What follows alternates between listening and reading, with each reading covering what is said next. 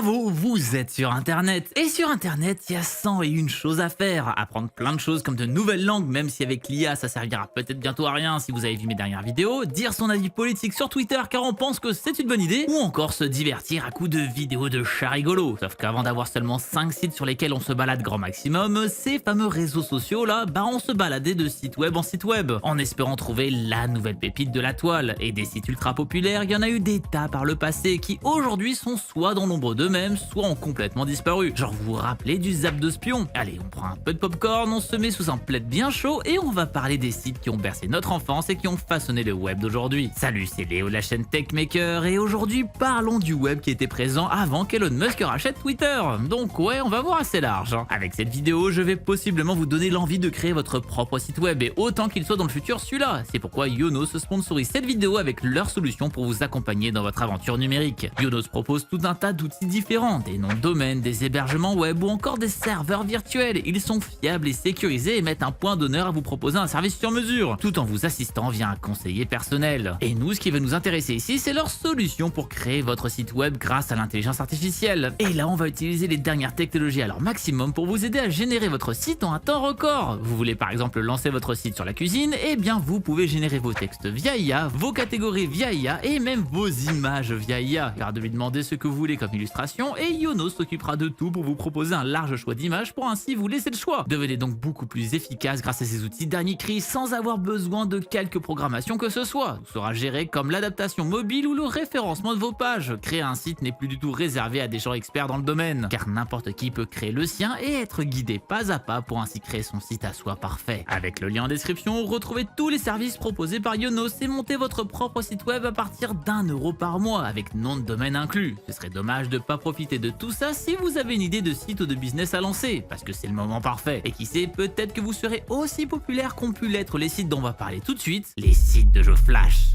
Et bon là il y en a une pléthore: The Best 3000, Absolute Flash, Congregate, Gameflash, Newsground, Armor Games, Miniclip, impossible de tous les citer. Mais à une époque c'était la pure folie. Pourquoi acheter une PS2 quand on pouvait jouer à Whack Your Boss, Line Rider ou encore Raft Wars? C'était un phénomène assez fou, et ça principalement pour une raison: c'était ultra accessible. Il suffisait d'avoir une connexion internet et paf, n'importe quel ordinateur de l'époque ou presque pouvait faire tourner ces jeux d'une qualité déconcertante. Oui, on n'était pas très regardant en termes de graphisme, mais le gameplay était top, donc on n'avait pas besoin de ray tracing et de tout ce bazar. On va pas se mentir, la popularité de tous ces sites était là parce que principalement on avait la plupart du temps des machines vraiment nazes et il n'était pas trop possible de jouer à de vrais jeux vidéo. Bon, et aussi parce qu'à l'époque on n'avait pas un rond. Et voilà, avec le temps il est devenu de plus en plus simple de jouer justement à de vrais jeux, et des mastodontes sont arrivés pour ainsi prendre le pas sur ces petits jeux qui étaient surtout là pour faire passer le temps. Genre le lore d'Happy Wheels, ça a jamais été trop quelque chose que j'ai poussé, hein. Et surtout ce qui a fait pas mal de mal à tout ça, c'est l'arrivée des jeux sur smartphone. On jouait à ces jeux flash sur ordinateur et sur smartphone c'était pas du tout adapté, voire ça ne fonctionnait pas du tout. Et vu que les jeux pour passer le temps ont vu le jour sous forme d'applications spécifiquement créées pour ces appareils de poche, il est normal que ces sites se soient fait déserter de plus en plus. Et ce qui a fait le plus de mal,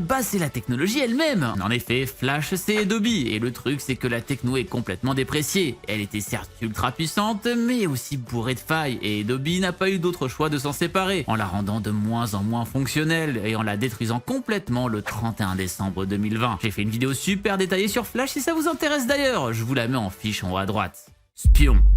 Je sais que certains d'entre vous sont un peu aigris à dire « Regardez, les jeunes ils regardent des compilations de même sur internet, c'est devenu n'importe quoi, il y a plus de vrai contenu et les gens ont que 5 secondes d'attention ». Pourtant, il y a 15 ans, vous étiez beaucoup à regarder le zap de spion. Cela a été une des références du zapping pendant énormément de temps, et les vidéos partagées sur le site ainsi que les zaps étaient grandement appréciées, ainsi qu'une catégorie assez spéciale le vendredi. Et je sais très bien que les habitués du site voient de quoi je parle. Spion a été ultra popularisé via son site web à une époque où les réseaux sociaux n'avaient pas encore pris tout notre temps de cerveau disponible, et on était là à scruter les pages du site en espérant trouver une vidéo marrante. Mais avec le temps, les réseaux ont pris de l'ampleur et il a fallu se rattacher à ces derniers. C'est donc ici qu'une transition sera faite, notamment sur Facebook, où Spion arrivera tout de même à amasser 2 millions d'abonnés. Mais avec le temps, le nombre de vidéos de type zapping commence à être assez fort, et donc la concurrence devient rude, surtout s'il faut aussi gérer un site à côté et une communauté. Et le 24 août 2016, le Zap 315 est posté sur YouTube, et depuis plus rien, car le reste sera posté sur Dailymotion, qui aura été pendant très longtemps la plateforme phare barre sur laquelle tout son contenu sera posté. Et bon, aucune idée de si ça marche encore car l'interface Dailymotion n'affiche même plus les vues des vidéos. Ouais, vraiment, ce site aura tout fait pour se saboter à mon sens, hein. Mais bon, ça c'est peut-être une histoire dont on parlera dans une autre vidéo. Il reste quelques bribes sur les réseaux. Par exemple, le Facebook a été actif jusqu'en 2017, le Twitter jusqu'en 2018, mais depuis plus rien, plus aucun signe de vie et toujours cette page web qui ne mène absolument plus à rien. Aujourd'hui, il y a plein de fils spirituels comme par exemple le zap de cocaïne ou encore toutes les compilations de fails qui existent sur la toile. Mais tout ça reste assez différent de Spion à mon sens, qu'on pouvait identifier, ce qui donnait un peu une âme à ces zaps.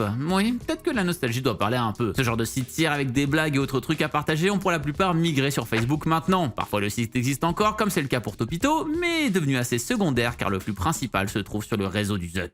Skyblog, l'ancêtre français des pages Facebook, et ça cartonnait. Créé en décembre 2002, le but de cette plateforme était de permettre à n'importe qui de créer son propre blog à soi pour ainsi partager tout ce qu'on avait envie de partager. Et c'est diablement plus simple que de créer son propre site internet car c'était l'une des seules possibilités à l'époque. Tous les géants du web n'étaient pas encore arrivés. Facebook c'est certes 2004 aux US mais seulement 2008 en France. Et bon fallait bien partager à tout le collège qu'on avait réussi à avoir la panneau bouffe-tout en entier. Les Skyblogs sont donc nés et beaucoup de vos créateurs favoris ont pu en avoir. Squeezie avait pu faire une vidéo sur le sien il y a 8 ans maintenant, et il y a 8 ans, on considérait déjà Skyblog comme vieux, hein, c'est pour dire. C'est dans les années 2005-2010 que l'explosion était la plus forte, surtout à une époque où beaucoup de jeunes écoutaient Skyrock, la radio à laquelle ces blogs étaient liés. Je sais qu'on était certains à voir nos écouteurs pétés branchés à notre vieux Nokia sur la radio libre de Diffoul pour espérer choper un jeu en fin de soirée. Cela créait un cercle vertueux pour la radio, et en 2009, près de 30 millions de blogs étaient en ligne. Malheureusement, la chute commence à se faire ressentir à partir de là, déjà à cause d'autres acteurs français comme Overblog qui prenaient du terrain, mais surtout à cause des acteurs mondiaux comme Facebook et autres MySpace qui vont complètement les bouffer. En 2010, la dernière grosse mise à jour du service est mise en place et depuis,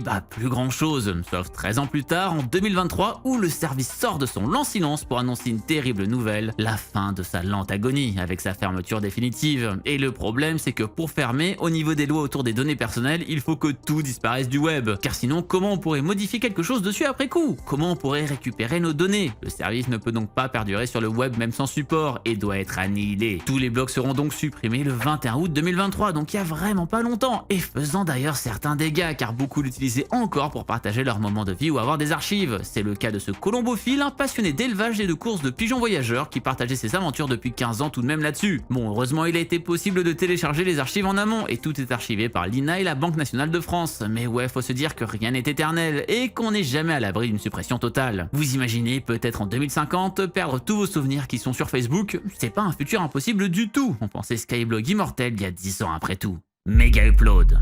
Désolé, mais j'ai dû réveiller un trauma chez certains. Mega Upload, c'était le site phare où télécharger tout et n'importe quoi de façon plus ou moins légale. Et bon on va pas se mentir, on était plus sur le côté du moins que du côté plus, hein. C'est en partie avec lui que le piratage s'est popularisé, car aussi beaucoup plus simple d'accès que tous ses pairs comme Emule ou LimeWire. Là, y a pas besoin d'avoir un client, de fouiller directement sur ce dernier, non, là c'était des liens sur le web et qui permettaient donc de télécharger directement. En 2010, tout le monde ne jurait que par Mega Upload, au point de payer parfois des sommes folles pour y avoir un abonnement. Le fondateur de tout ça, Kim.com ou Kim Schmitz de son vrai nom, un Allemand qui était déjà considéré comme un super hacker par le passé. Il piratait des jeux vidéo ou même des cartes bancaires et a été condamné pour ça en 1998. Bref, le monde du partage illégal, c'est un truc qu'il connaît bien. En créant Mega Upload en 2005, il avait donc tout prévu pour que tout le monde partage tout et n'importe quoi sur son site, en se mettant dans la position de victime dans tout ça. Bah oui, après tout, Mega Upload n'est qu'un hébergeur, c'est pas de sa faute si les gens uploadent des trucs illégaux sur sa plateforme. En plus, y a pas de fonction de recherche sur son site, donc vraiment, c'est pas du tout un répertoire à trucs illégaux. Le truc, c'est qu'il existait des annuaires tiers qui recensaient absolument tout et Mega Upload fermait complètement les yeux sur ces derniers. Le site a continué d'exploser avec le temps et Kim gagna pas mal de sous. Il changea officiellement de nom vers ce fameux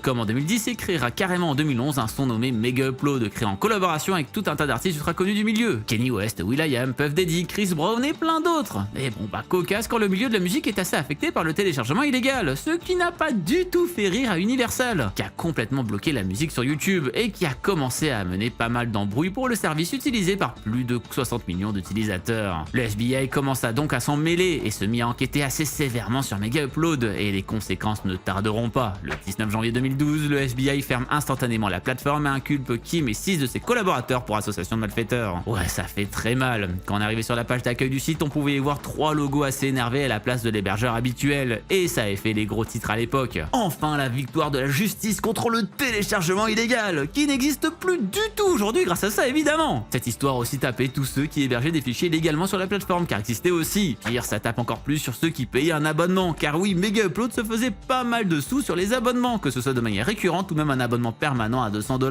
Et les histoires de personnes qui venaient à peine de l'acheter et qui se sont fait complètement entuber une semaine après, on en a vu passer. C'était même devenu une VDM assez populaire. Ah oui, VDM c'est pour vie de merde, certains doivent sûrement même pas connaître ce terme, encore un truc pour se sentir vieux. Très rapidement, c'est un autre site qui a perdu de son aura avec le temps, sur lequel on pouvait partager ses histoires de la vie quotidienne plus ou moins cocasses. Bref, depuis tout ce bazar, Mega Upload est revenu, et ça seulement un an plus tard sous le nom Mega. Mais ici, il est bien moins question de téléchargement illégal, mais plus une plateforme pour pouvoir y déposer des fichiers, les avoir synchronisés sur son ordinateur, bref un truc classique à la Dropbox ou OneDrive. Alors il existe toujours des fichiers partagés légalement, mais c'est clairement plus du tout une référence, possiblement à cause de l'image de site ultra tracé qu'il doit avoir, au profit d'autres que je ne vous partagerai pas ici. Vous êtes des personnes droites comme la justice après tout, je vous fais confiance. Chatroulette. S'il y a bien un site qui a fait un carton de dingue il y a une paire d'années, c'était bien Chatroulette. Pour vous dire à quel point c'était populaire, il y a carrément une chanson sur le site de la part de Max Boulblil, en feat avec Sophie Favier, vous vous rendez compte? Ouais, là on est vraiment bien retourné dans le passé avec cette phrase.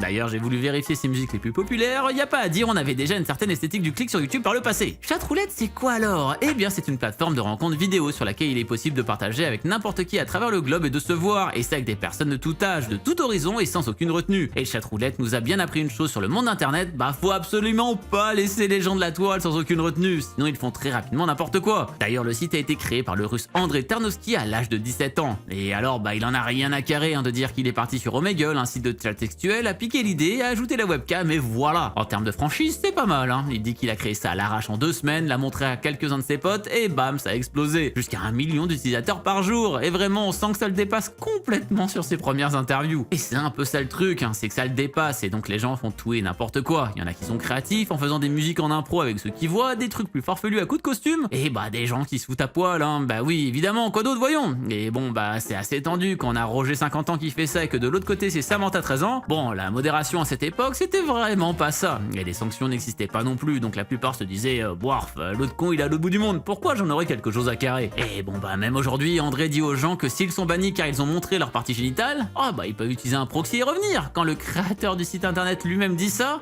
aide pas à embellir la réputation de ce dernier. D'ailleurs, cette réputation de site sulfureux lui tiendra tellement à la peau que la plupart des variantes plus adultes ont soit chat, soit roulette dans leur nom de domaine. J'en ai 4 en tête et non, je ne vous partagerai pas les noms. Non mais oh. Après, bon, si vous recherchez chatroulette sur Google, ces alternatives se retrouvent juste en dessous, c'est pour dire. Avec cette mauvaise réputation qui est vraiment ancrée à ce nom, des concurrents sont arrivés, notamment Omegle qui par la suite lui a aussi ajouté cette fonction vidéo. Et oui, le copier copie le copieur, sauf que chez Omegle, ils ont dès le début essayé de serrer la vis sur ses comportements inappropriés. Bon, ils ont essayé, j'ai pas dit qu'ils avaient réussi, car c'est pas mal le bazar ici aussi, mais on est quand même bien loin de ce qui se passait sur Chatroulette. Surtout qu'on pouvait indiquer ses préférences, genre la musique, les animaux, les tubs, bref, au moins on était moins surpris. Mais il est clair qu'aujourd'hui on ne fait plus autant confiance aux inconnus qu'à l'époque. Et pour vous alors, c'est quoi les sites web bangers du passé, le site sur lequel vous passiez vos journées? Ne me citez que des sites tout publics par contre, je vous en remercie d'avance, ainsi que la modération automatique de YouTube qui n'aura pas effacé votre commentaire si vous restez sage. Ou alors vous n'avez connu que le monde des réseaux sociaux, ce qui fait que vous n'avez jamais fait de recherche Google pour trouver le site de vos rêves. Perso, je passais un temps monstre sur Juge Hype pour toute l'actualité autour de World of Warcraft, s'il fallait que je cite mon petit coup de cœur de l'époque. Si cet élan de nostalgie vous a fait kiffer, n'hésitez pas à cliquer au milieu de votre écran où je vous présente d'autres choses du passé, mais cette fois-ci côté logiciel. Skype, TeamSpeak, Hamachi, il y a clairement de quoi raviver d'autres souvenirs, donc n'hésitez pas à cliquer dessus. Et d'ici la prochaine fois qu'on se voit, eh bien n'arrêtez jamais d'apprendre. Salut!